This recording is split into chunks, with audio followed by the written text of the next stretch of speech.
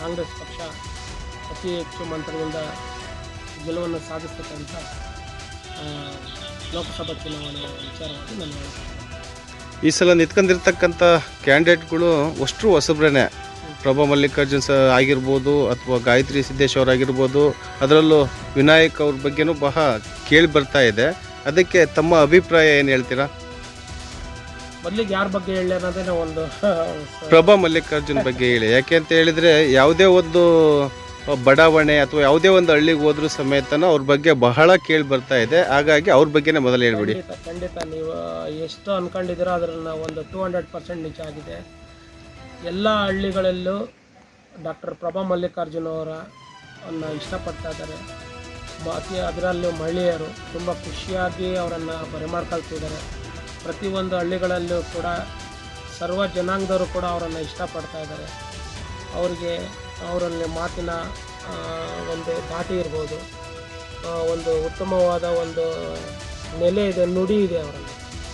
ಹಾಗಾಗಿ ತುಂಬ ಜನ ಅವರನ್ನು ಇಷ್ಟಪಡ್ತಾ ಇದ್ದಾರೆ. ಕೆಲವೊಂದು ವಿಚಾರಗಳಲ್ಲಿ ತುಂಬ ಬದ್ಧತೆಯಿಂದ ಭರವಸೆಯ ಒಂದು ನಾಯಕಿ ಅಂತ ಹೇಳೋಕ್ಕೆ ಇಷ್ಟಪಡ್ತೀನಿ ಡಾಕ್ಟರ್ ಪ್ರಭಾ ಮಲ್ಲಿಕಾರ್ಜುನ್. ಲೋಕಸಭಾ ಎಲೆಕ್ಷನ್ನಲ್ಲಿ ಕಾಂಗ್ರೆಸ್ಸಿಗೆ ಯಾಕೆ ವೋಟ್ ಹಾಕಬೇಕು ಅಂತ ಜನರ ಅಭಿಪ್ರಾಯ ಇದೆ. ಅದಕ್ಕೆ ತಾವು ಏನು ಹೇಳಲಿಕ್ಕೆ ಇಷ್ಟಪಡ್ತೀರಾ? ಖಂಡಿತ ಅವ್ರಿಗೆ ಯಾಕೆ ವೋಟ್ ಹಾಕಬೇಕು ಅಂತ ಹೇಳಿದ್ರೆ ಅಂದರೆ ನುಡಿದಂತೆ ನಡ್ಕೊಂಡಿದ್ದಾರೆ. ಹೋದ ಒಂದು MLA ಎಲೆಕ್ಷನಲ್ಲಿ ಏನು ಸಾಮಾನ್ಯ ಸಿದ್ದರಾಮಯ್ಯನವರು ಮುಖ್ಯಮಂತ್ರಿಗಳು, ಆಮೇಲೆ DK ಶಿವಕುಮಾರ್ ಅವರು, ಆಮೇಲೆ ನಮ್ಮ ಸ್ಥಳೀಯಲ್ಲಿ ಆಗಿರ್ತಕ್ಕಂಥ SS ಮಲ್ಲಿಕಾರ್ಜುನ್ ಅವರು ಏನು ಮಾತು ಕೊಟ್ಟಿದ್ರು ಅದಂತ ನುಡಿದಂತೆ ನಡೆದಿದ್ದಾರೆ. ಎಲ್ಲ ತಾಯಂದ್ರಿಗೂ 2,000 ರೂಪಾಯಿ ಹಣ ಅವರ ಒಂದು ಖಾತೆಯಲ್ಲಿ ಹೋಗ್ತಾ ಇದೆ. ಆಮೇಲೆ ಕರೆಂಟ್ ಬಿಲ್ ಫ್ರೀ ಇದೆ. ಆಮೇಲೆ ಅಕ್ಕಿ ಹಣ ಕೂಡ ಅವ್ರ ಕೈಯಲ್ಲಿ ಸಿಕ್ಕಿದೆ. ಕೇಂದ್ರ ಸರ್ಕಾರ ಮಲ್ತಾಯಿ ಧೋರಣೆ ಮಾಡಿದರು, ನಮಗೆ ಕೊಡೋಕ್ಕೆ ಅವರು ಇನ್ನೂ ಕೊಟ್ಬಿಟ್ರೆ ಇವ್ರು ಹೇಳ್ದಂಗೆ ನಡ್ಕೊಂತಾರೆ. ಏನಾದರೂ ಮಾಡಿ ಅವ್ರಿಗೊಂದು ಅಲ್ಲಿ ಒಂದು ಕೊಡೋದನ್ನು ನಿಲ್ಲಿಸಿದ್ರೆ ಅವರು ಹೇಳಿದ್ದಕ್ಕೆ ಮಾತಕ್ಕೆ ಒಂದು ನಡೆಕೊಳ್ಳೋಕ್ಕಾಗಲ್ಲ ಅನ್ನೋ ಒಂದು ಭ್ರಮೆಯಿಂದ ಅವರು ಕೇಂದ್ರದಿಂದ ಅಕ್ಕಿ ನಿಲ್ಲಿಸಿದ್ರು. ಕೆಲವೊಂದನ್ನು ಅದು ರಾಜ್ಯ ಸರ್ಕಾರದವರು ಅದನ್ನು ಅಕ್ಕಿ ಕೊಡೋದ್ರ ಮೂಲಕ, ಹಣ ಕೊಡೋದ್ರ ಮೂಲಕ ಅದರಲ್ಲಿ ಯಶಸ್ಸು ಕಂಡಿದ್ದಾರೆ. ಅದೇ ರೀತಿ ಭಾಗ್ಯಗಳೆಲ್ಲ 5 ಫ್ರೀ ಭಾಗ್ಯಗಳಲ್ಲಿ, ಸಾರಿಗೆ ಸಂಪರ್ಕ ಯೋಜನೆಯಲ್ಲಿ ಅತಿ ಹೆಚ್ಚಿನ ಮಹಿಳೆಯರು ಇವತ್ತು ಅತಿ ಹೆಚ್ಚು ಜನಸಂಖ್ಯೆಯಿಂದ ಒಂದು ಪ್ರವಾಸವನ್ನು ಕೈಗೊಳ್ತಿದ್ದಾರೆ. ಧಾರ್ಮಿಕವಾಗಿ ಗುಡಿ ಗುಂಡಾರಗಳಿಗೆ ಹೋಗ್ತಾ ಇದ್ದಾರೆ, ದರ್ಶನಗಳನ್ನು ಮಾಡ್ತಾ ಇದ್ದಾರೆ.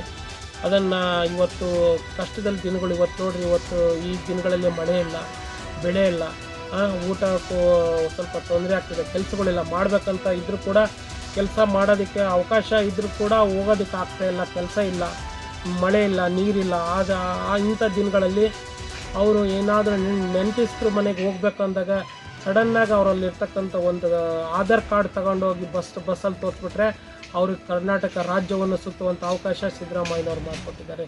DK ಶಿವಕುಮಾರ್ ಕಾಂಗ್ರೆಸ್ ಪಕ್ಷ ಮಾಡಿಕೊಟ್ಟಿದೆ ಅಂತ ಹೇಳೋಕ್ಕೆ ನನ್ನ ಒಂದು ಹೆಮ್ಮೆಯಿಂದ ಹೇಳೋಕ್ಕೆ ಇಷ್ಟಪಡ್ತಾ ಇದ್ದೀನಿ. ಇವಾಗೋಸ್ಕರವಾಗಿ ಕಾಂಗ್ರೆಸ್ಗೆ ಎಲ್ಲ ಜಾತಿ ಜನಾಂಗದ ಸರ್ವ ಜಾತಿ ಜನಾಂಗದ ಮಹಿಳೆಯರು, ಅಕ್ಕ ತಂಗಿಯರು ಯಾರು ಮಾತು ಕೇಳಿದಲ್ಲಿ ಇವತ್ತು ಅಷ್ಟೇ ನಿರ್ದಿಷ್ಟವಾಗಿ ಘನವಾದ ಅತ್ಯಮೂಲ್ಯವಾದ ಮತವನ್ನು ತಕ್ಕಂಗೆ BJPಯವರಿಗೆ ಮುಖಕ್ಕೆ ಹೊಡೆದಂಗೆ ಇವತ್ತು ಓಟ್ ಹಾಕಿ ತೋರ್ಸಕ್ಕೆ ರೆಡಿಯಾಗಿದ್ದಾರೆ ಅಂತ ಈ ಮಾತನ್ನು ಹೇಳಕ್ಕೆ ಇಷ್ಟಪಡ್ತೀನಿ. ಅಂದರೆ ನೀವು ರಾಹುಲ್ ಗಾಂಧಿ ಅವ್ರನ್ನ ಪ್ರಧಾನಿ ಮಾಡಬೇಕು ಅಂತ ಹೊರಟಿದ್ದಾರೆ ಕಾಂಗ್ರೆಸ್ ಸರ್ಕಾರ? ಖಂಡಿತ ಮಾಧ್ಯಮ ಮಿತ್ರರೇ, ತಮಗೆ ಈ ವಿಷಯವನ್ನು ಪ್ರಶ್ನಿಸಿದ್ದಕ್ಕೆ ತುಂಬ ಧನ್ಯವಾದಗಳು. ತಮಗೆ ಯಾಕೆ ಹೇಳ್ತಾ ಇದ್ದೇನೆ ಅಂದರೆ, ಈ ವಿಷಯವಾಗಿ ಇವತ್ತು ಅವರು ಒಂದು ವಯಸ್ಸಿನಲ್ಲಿ ಕಿರಿಯರಾಗಿದ್ದಾರೆ. ವಯಸ್ಸಿನಲ್ಲಿ ಒಬ್ಬ ಹಿರಿಯರಾಗಿರ್ತಕ್ಕಂಥವ್ರಿಗೆ ಸರಿಸಮಾನವಾಗಿ ಇವತ್ತು ಒಂದು ಕೌಂಟ್ರ್ ಕೊಡ್ತಕ್ಕಂಥ ಪ್ರಬಲವಾದ ಶಕ್ತಿಯನ್ನು ಅವ್ರ ತಾಯಿಯರವ್ರು ತುಂಬಿದ್ದಾರೆ. ಅವ್ರಿಗೆ ಹೇಳಿದ್ರೆ ಇವ್ರು ಚಿಕ್ಕ ವಯಸ್ಸಿದೆ, ಇವ್ರಿಗೆ ಮೈಂಡ್ ಇಲ್ಲ ಅಂತ ಅನ್ಕೊಂಡ್ಬಿಟ್ಟಿದ್ರು. ಇವತ್ತು ಆ ಮೈಂಡಿಗೋಸ್ಕರ ಇಲ್ಲ ಅನ್ನೋರಿಗೆ ತೋರ್ಸೋದಕ್ಕೋಸ್ಕರ ದೇಶದಾದ್ಯಂತ ಪಾದಯಾತ್ರೆ ಮಾಡಿದ್ರು. ಇದನ್ನು ತಾವುಗಳೆಲ್ಲರೂ ಮಾಧ್ಯಮ ಮಿತ್ರರೆಲ್ಲರೂ TV-ಯಲ್ಲಿ ತೋರಿಸಿದ್ದೀರಿ, ಪತ್ರಿಕಾ ಮಿತ್ರರೆಲ್ಲ ಪೇಪರಲ್ಲಿ ತೋರಿಸಿದ್ದೀರ. ಇವತ್ತು ಆ ದಾರಿಯಲ್ಲಿ ಹೋಗ್ಬೇಕಾದ್ರೆ ಎಂತಿಂಥ ಪರಿಸ್ಥಿತಿಯಲ್ಲಿ ಇರ್ತಕ್ಕಂಥ ಒಬ್ಬೊಬ್ಬ ಸಾಮಾನ್ಯ ಪ್ರಜೆಗೂ ಕೂಡ ಅಪ್ಪಿಕೊಂಡು ಅವ್ರನ್ನ ಚಿಕ್ಕ ಮಕ್ಕಳನ್ನ ಮುದ್ದಾಡಿ ತಾಯಂದಿರನ್ನ ತಲೆ ಮೇಲೆ ಅವ್ರಿಗೆ ಕೈ ಇಟ್ಟು ನಾನಿದ್ದೀನಿ ಅಂತ ಒಂದು ಸಾಂತ್ವನ ಹೇಳ್ತಿರ್ತಕ್ಕಂಥ ಏಕೈಕ ವ್ಯಕ್ತಿ ಅಂದರೆ ಪಾದದಲ್ಲಿ ನಡಿಗೆ ಮೂಲಕವಾಗಿ ಇವತ್ತು ತೋರಿಸ್ಕೊಟ್ಟಿದ್ದಾರೆ ರಾಹುಲ್ ಗಾಂಧಿ ಅವರು. ಅವರಿಗೆ ರಾಜ್ಯನ ಹೆಂಗೆ ಆಳ್ಬೇಕಂತ ಚೆನ್ನಾಗಿ ಗೊತ್ತಿದೆ ಅವರಿಗೆ.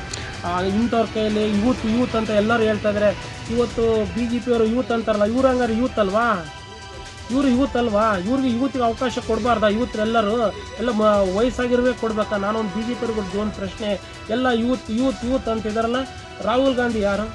ಯೂತ್ ತಾನೇ, ಅವ್ರಿಗೊಂದು ಅವಕಾಶ ಕೊಡಬೇಕಲ್ಲ. ಯೂತ್ಗಳು ಎಲ್ಲರೂ ಸೇರಿ ಅವರು ಮುಂದಿಟ್ಟು ಅವರು ಕೊಟ್ಟು ನೋಡ್ರಿ. ಅವ್ರಿಗೆ ಕೊಡ್ದೇನೆ ಸುಮ್ಮನೆ ಆಕಾಶಕ್ಕೆ ಗೇಣಿಯ ಇಷ್ಟು ಮಳೆ ಇದೆ ಅಂತ ಹಳ ಹಾಕ್ತಂತ ಹೋಗ್ಬಿಟ್ರೆ ನೀವು ಕೊಡ್ರಿ. ಒಂದು ಸಲ ಅವಕಾಶ ಕೊಟ್ಟು ನೋಡ್ರಿ. ಈಗ ಹೇಳ್ತಾರೆ 60 ವರ್ಷಗಳು ಅವಕಾಶ ಕೊಟ್ಟಿದ್ವಲ್ಲ, ಏನು ಮಾಡಿದ್ರು? ಅವಾಗ ರಾಹುಲ್ ಗಾಂಧಿ ಇದ್ದಿಲ್ಲ, ಅವಾಗ ಯಾರಿದ್ರು? ಇಂದಿರಾ ಗಾಂಧಿ ಇದ್ರು. ಓನೆ ಒಡೆಯ ಅಂತ ತೊಗೊಂಬಂದಿರ ಅವರು, ರೈತರ ಪರ ನಿಂತಾರೆ ಅವರು. ಇದನ್ನು ಜನ ತಿಳ್ಕೊಬೇಕು. ಸಾರಿಗೆ ಸಂಪರ್ಕ ಇರಲಿಲ್ಲ, ವಿದ್ಯುತ್ ಇರಲಿಲ್ಲ, ರೋಡ್ ಇರಲಿಲ್ಲ.